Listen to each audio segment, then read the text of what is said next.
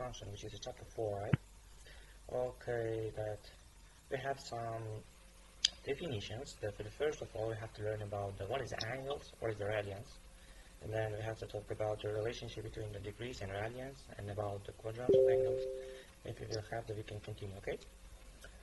Do you have any idea about the trigonometric functions? Let's begin. Okay.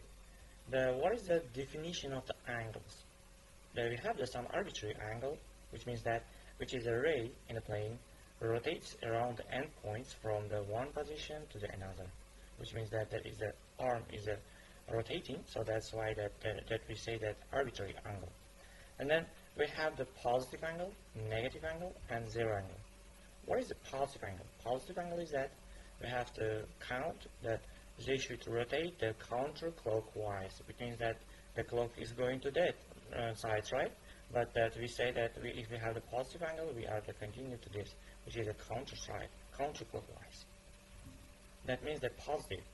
And then if we have the negative angles, we have to rotate the clockwise, which means that on this side.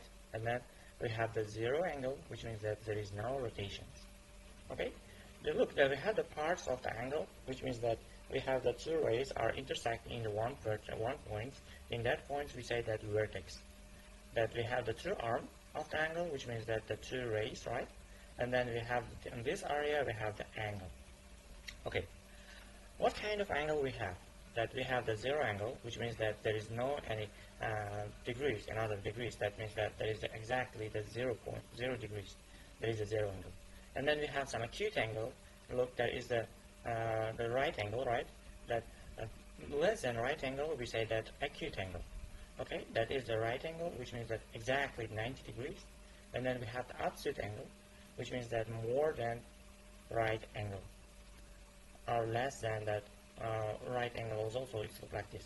Okay, we have some straight angle, which means that 1 minute. Okay, can you hear me right now? Yeah. Okay, we have straight angle, which means exactly 180 degrees. We have the complete angle, that means that 360, and then we have some reflex angle, which means that is the angle, which means the absolute angle, right? That opposite to the absolute angle, which means on this area. I write that I drew with the blue color. That is the reflex angle. The reflex angle that should be more than 180 and less than 360.